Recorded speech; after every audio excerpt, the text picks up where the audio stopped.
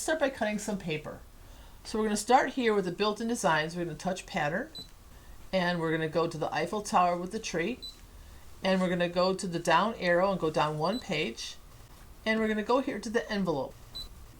These are the designs that are built in. We're going to select AR-M104. You simply touch it and it comes up. Now the size that comes up is 4.21 by 5.98.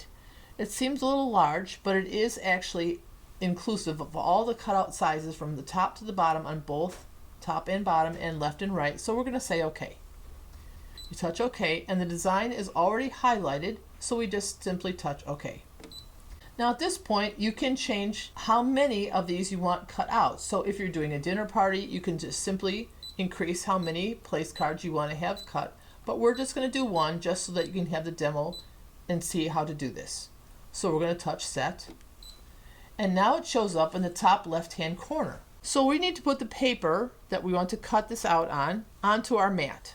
So this is a low-tack mat that has a covering on. So you need to take this plastic protective paper off. And you want to save this, so we're going to put it back on later on. So just save that so you have it for yourself. And I have a piece of cardstock here. You're going to place it on the mat.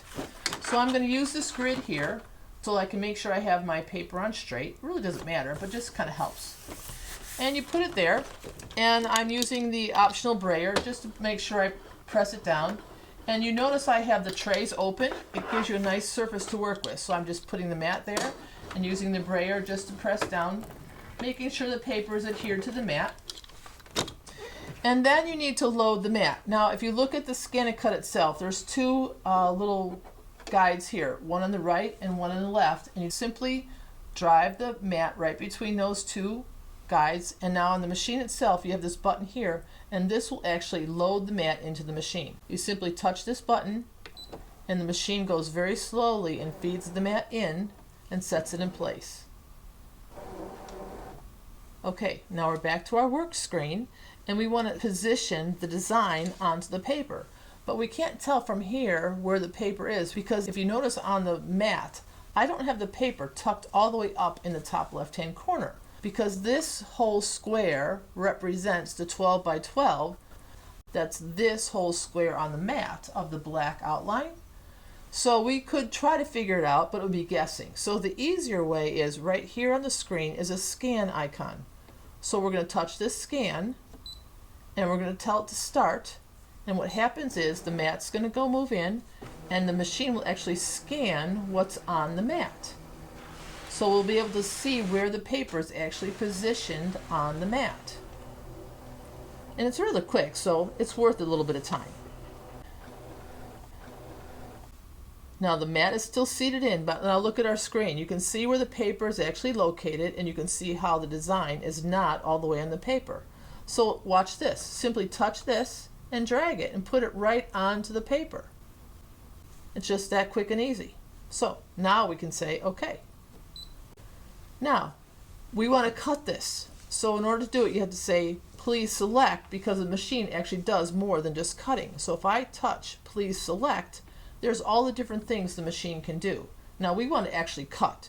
So you touch the word cut, and the machine processes what it can do. Now we have in here what they call an auto-detecting blade, and that's signified by the black cover here. But to assure yourself that it's going to cut properly, there's a built-in test for us. So you touch the word test, and when you do that, there's a tiny, tiny, tiny little triangle included inside this little red box. Now if I touch this red box, I'm going to drag it away from our design so you can see a little better. See how it is there?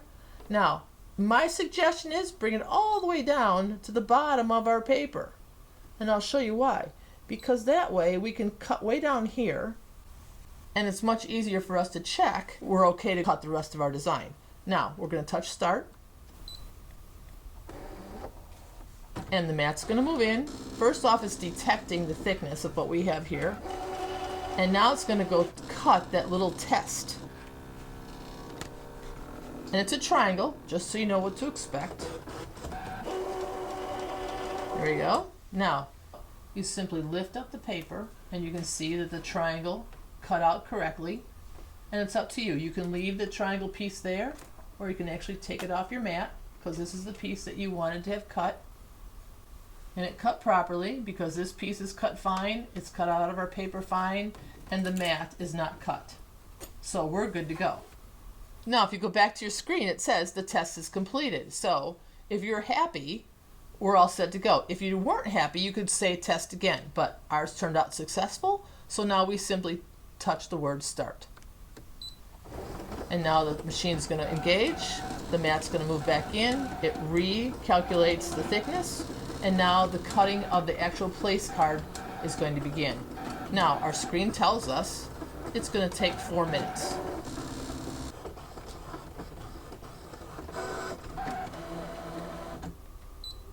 The mat ejected, the screen tells us it's finished cutting, so we can just touch the word OK. Now the screen looks the same, but look at the mat itself. Again, we're going to lift the paper. This was cut off. Here is your card.